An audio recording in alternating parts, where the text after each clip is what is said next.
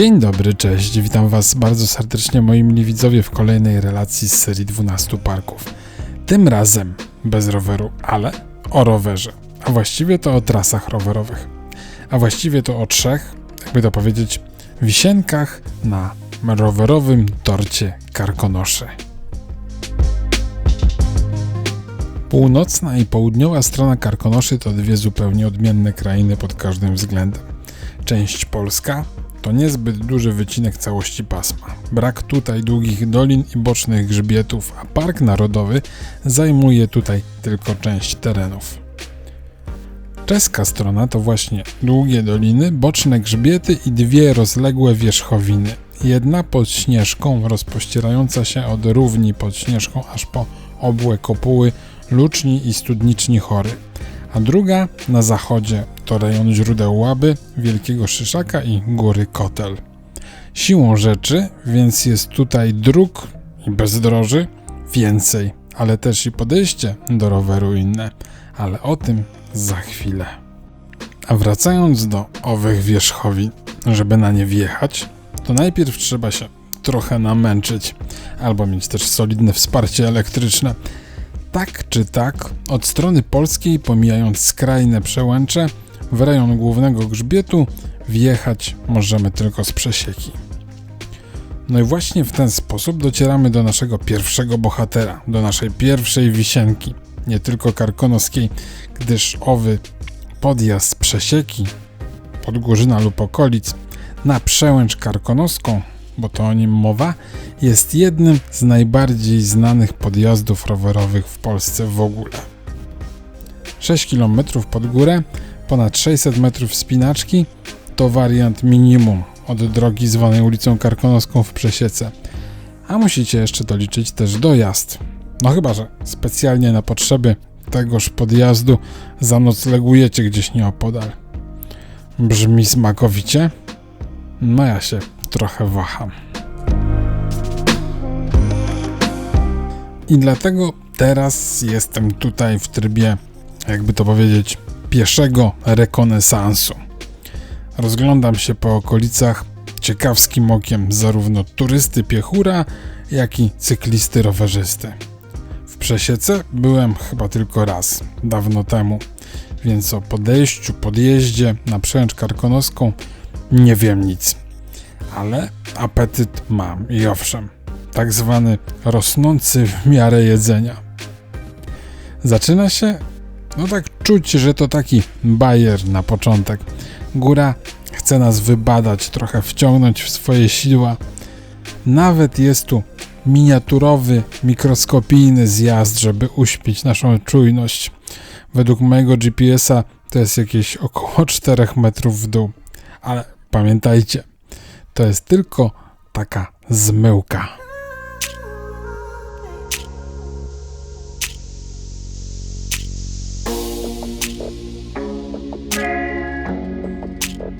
Od miejsca, nazwijmy to miejsce umownie, wiatka z serpentyną, co jest łatwiejsze do zidentyfikowania niż skrzyżowanie ze szlakiem Pętla Podgórzyńska. Od tego miejsca profil pionowy każe mi się zastanowić właśnie, czy ja aby na pewno chcę tędy podjeżdżać. To jest takie nachylenie, które można nazwać niszczącym. Nie odstręcza mnie suma metrów podjazdu. Można jechać dłużej i wyżej, tak jak na Krecie, na Pedrasselli. Zerknijcie potem na link w opisie. No ale przede wszystkim właśnie dłużej. Tutaj mam wrażenie, że człowiek dostaje tym podjazdem tak prosto w twarz. No ale z drugiej strony zawsze przecież można kawałeczek popchać. Popchać nigdy nie zaszkodzi. Tak więc strategia tutaj to klucz. Wyciszenie adrenaliny i dobór miękkich przełożeń tak, żeby tam, gdzie nachylenie nie daje się we znaki, opór był tak minimalnie męczący, minimalnie wyczuwalny. Mówię to oczywiście z perspektywy rowerzysty turysty i zdaję sobie sprawę, że ciut bardziej wyrobiona noga będzie atakować podjazd na przełęcz karkonoską z dużo większą zaciętością, z dużo większą zajadłością. Ten drugi kilometr więc jest tak nastromiony, że nie można się tutaj szarpać, nie można się tutaj spalać. Trzeba to jakoś, jakby to powiedzieć, przeczekać, bo na trzecim kilometrze zaczyna się taki dość długi już odcinek, no chyba można go umownie nazwać odpoczynkowym.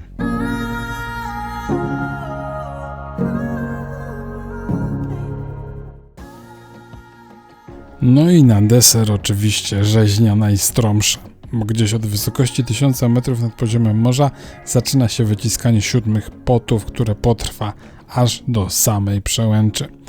Jedyną osłodą tych trudów mogą być bardzo ograniczone widoki, które odsłaniają się na hutniczy grzbiet i dawne schronisko Petrowka. W sumie to nie wiem, jaki jest status tego obiektu obecnie. W każdym bądź razie pieszy w tych miejscach przystanie, żeby zaczerpnąć oddechu. Rowerzysta no raczej nie przystanie, bo jak przystanie, no to wtedy będzie miał problem z ruszeniem. Z końcem kwietnia leżał tutaj jeszcze śnieg, więc różnice termiczne, jak widać w Karkonoszach pomiędzy tak zwanym dołem a tak zwaną górą, no potrafią być potężne.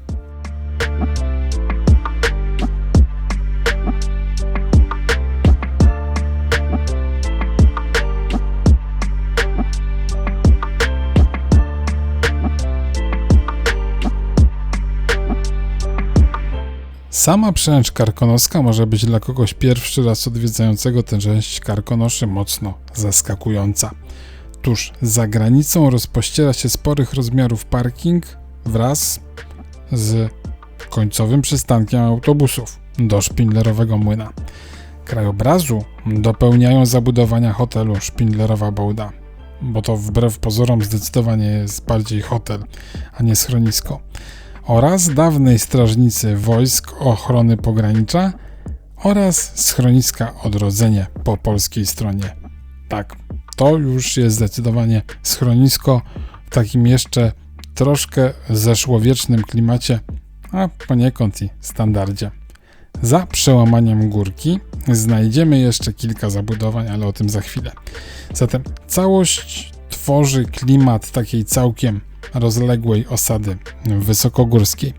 Generalnie można się krzywić na koncept wjeżdżania autobusem na grzbiet Karkonoszy, jednakże z pewnych względów, nazwijmy to umownie, mniejszego zła, jest to rozwiązanie mniej uciążliwe niż na przykład setki czy pewnie tysiące samochodów, na przykład próbujących zaparkować przy początku drogi na Morskie Oko w polskich Tatrach.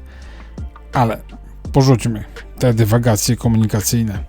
Trzeba się bowiem rozejrzeć za jakimś miejscem na regenerację. Tak więc, jeżeli macie jeszcze odrobinkę siły, to możecie podjechać 30 parę metrów, to znaczy 30 parę metrów w pionie. Odległościowo to jest jakieś 400 metrów. Możecie podjechać do Odrodzenia, żeby wspomóc się jakimś jadłem czy też napitkiem regenerującym. Bez obaw, pedałowanie z pełnym brzuchem bezpośrednio po posiłku tutaj nikomu nie zagraża. Od tego miejsca zaczyna się bowiem co najmniej 10-kilometrowy zjazd do Szpindlerowego Młyna.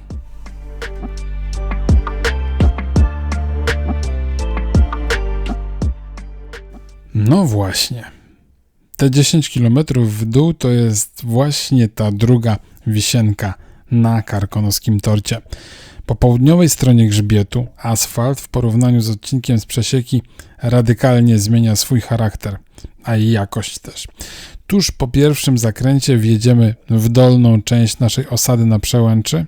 Jest tu kilka zabudowań pensjonatowo-hotelowych oraz wyciąg narciarski i po minięciu tego, nazwijmy to umownie, niewielkiego obszaru zabudowanego, będziemy już mieć drogę stricte obfitującą w górskie serpentyny o nachyleniu sprzyjającym ruchowi autobusów. Tych nie jest tu zbyt wiele, jednakże po przejechaniu polskiej części trzeba się przestawić na to, że to tutaj to jest droga z ruchem ogólnym. Żeby było jeszcze ciekawiej, to w sezonie letnim dochodzi do tego jeszcze ruch hulajnogowy, gdyż na Przełęczy można wypożyczyć hulajnogę na takich, jakby to powiedzieć, powiększonych kółkach, czyli po czesku kolobieżkę, i zjechać na niej do szpindlerowego młyna.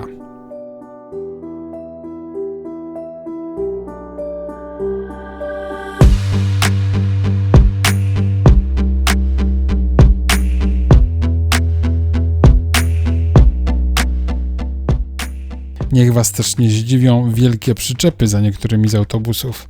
To cyklobusy jeżdżące tutaj na kilku popularnych rowerowo liniach. Tak więc, tak zupełnie pusto na tej drodze latem to nie będzie. I trzeba o tym pamiętać przy zjeżdżaniu koniecznie.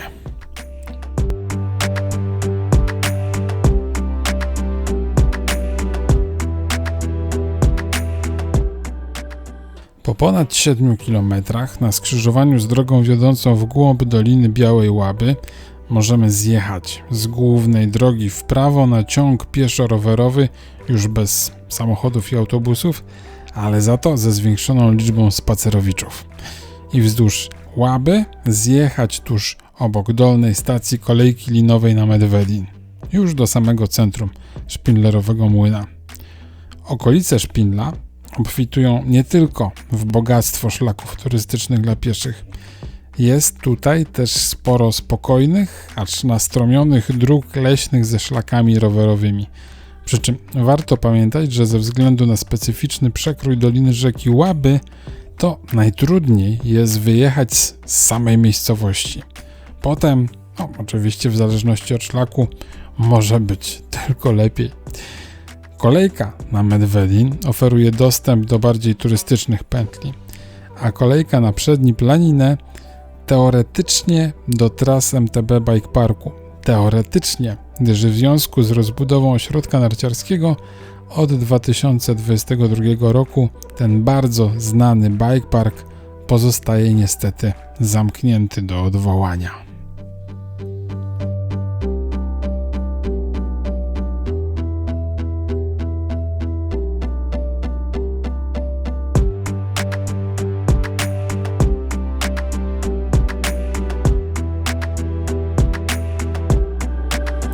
Ogólnie rzecz biorąc, Szpindlowi należy się osobny odcinek ze względu na bogactwo tras pieszych, rowerowych, spacerowych, a może jeszcze jeden odcinek taki jakiś narciarski. Ale nie zbaczajmy, nie oddalajmy się zbytnio od głównego tematu, bo przed nami została jeszcze trzecia wisienka. Ta, można by powiedzieć, na samym czubeczku karkonoskiego tortu rowerowego. Ale najpierw trzeba tam dotrzeć ze szpindlerowego młyna. Dojazd to około mniej więcej powiedzmy 20 km i 1300 metrów sumy podjazdów. Spróbowałem tej drogi tak mniej więcej z 8 lat temu, jak jeszcze kompletnie nie miałem pojęcia, jak na spokojnie podchodzić, czy też raczej podjeżdżać do takich temacików górskich. A że to był sierpień, no to zagotowałem się przeokrutnie i nie dotarłem ani do Luczni Bołdy, ani też do najwyższego punktu trasy, siodełka między Luczni i Studniczni Chorą.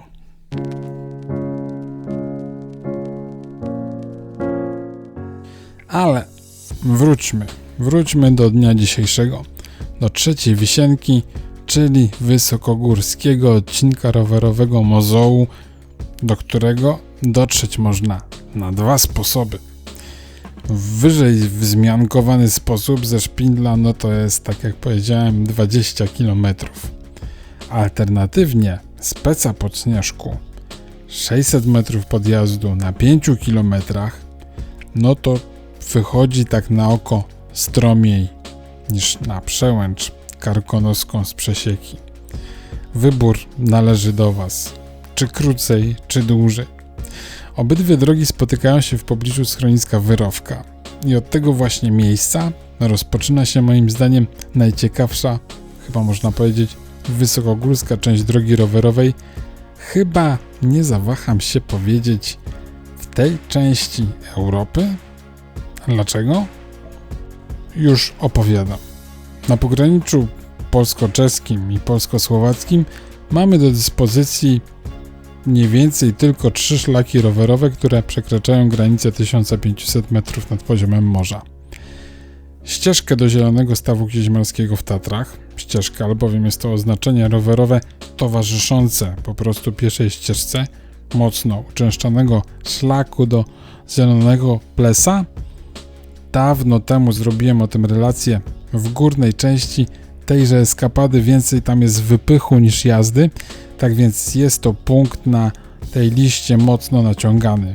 Rower tam możemy dopchać w pięknej scenerii do wysokości 1542 metrów nad poziomem morza. Numer 2, czyli droga dojazdowa do schroniska Śląski Dom pod tatrzańskim Gerlachem z wytrasowanym szlakiem rowerowym, ale w rejonie takim, gdzie wysokość nie do końca po drodze przekłada się na widoki. No dobra, przekłada się, ale przekłada się w miejscu właśnie, gdzie szlak się kończy, czyli nad samym Stawem Wielickim na wysokości 1663 metrów nad poziomem morza. No i numer 3, czyli właśnie numer 1. Drogę do schroniska Luczni Bołda w Karkonoszach, która w najwyższym punkcie osiąga nieco ponad 1510 metrów nad poziomem morza, ale nie to jest tutaj najważniejsze. Ze względu na specyficzne warunki terenowe i klimatyczne, na przykład takie właśnie jak panują pod koniec kwietnia, daje to niesamowity efekt. To zależy od naszej wyobraźni. Efekt gór znacznie wyższych lub na przykład efekt jakiejś trasy arktycznej.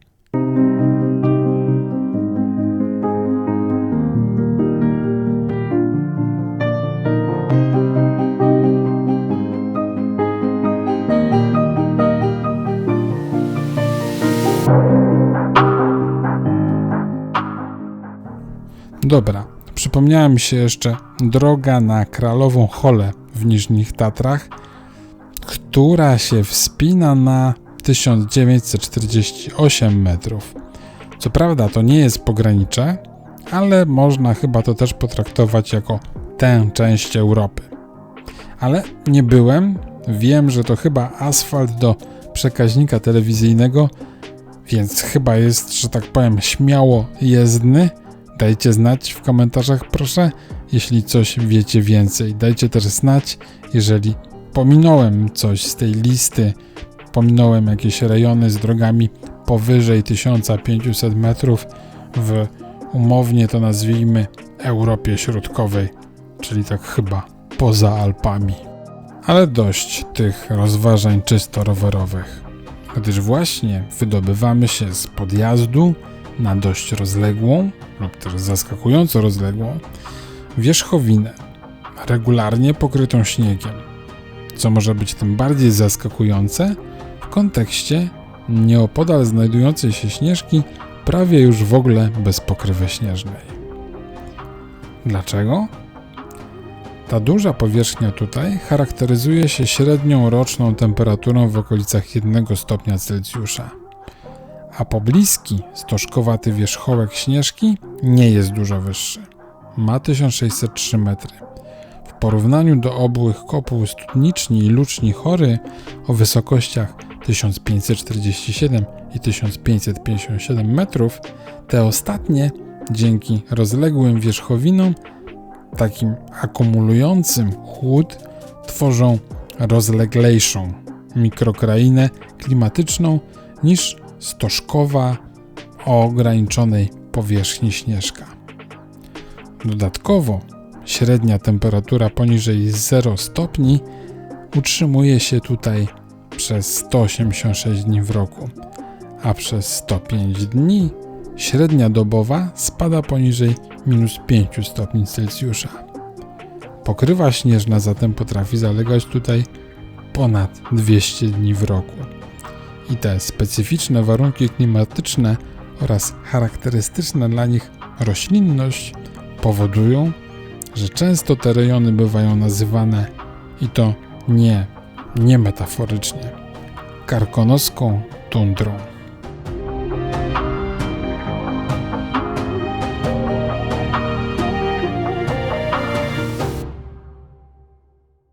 No dobra, wystarczy chyba tego tła klimatycznego. Sam krajobraz, na przykład o tej porze roku, powoduje, że nomen omen klimat tego miejsca jest niesamowity. W każdym bądź razie, na rowerze możecie dojechać do Luczni Bołdy, schroniska hotelu wysokogórskiego. Dalej wycieczka tylko pieszo. Jeżeli mielibyście ochotę trochę rozprostować, powiedzmy kości, to szlakiem niebieskim możecie dotrzeć do Przełęczy pod Śnieżką w nieco ponad pół godziny. Oczywiście w warunkach letnich. O tej porze roku całkiem prawdopodobne, że nie będzie tutaj tłoku i będziecie się mogli rozkoszować karkonoską tundrą w spokoju. Tak na marginesie tłoku. Pamiętajcie, że po czeskiej stronie łatwo się przyzwyczaić do większych przestrzeni pozbawionych turystycznych tłumów. Także całkiem prawdopodobne, że znienacka będziecie mogli doznać na Przełęczy pod Śnieżką niemałego wstrząsu.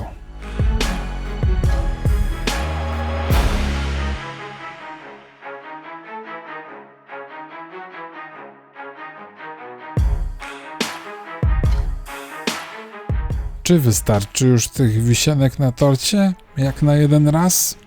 Jeżeli wystarczy, jeżeli ten odcinek 12 parków przypadł Wam do gustu, to nakarmcie, bardzo proszę, wiecznie głodny algorytm YouTube'a łapką w górę, a ja dziękuję już Wam za wspólnie spędzony czas i pozostawiam jeszcze na chwilę z krajobrazami z bliżej nieokreślonej pory roku oraz żegnam się już, ale tymczasowo, bo do następnego razu. Do zobaczenia. Cześć.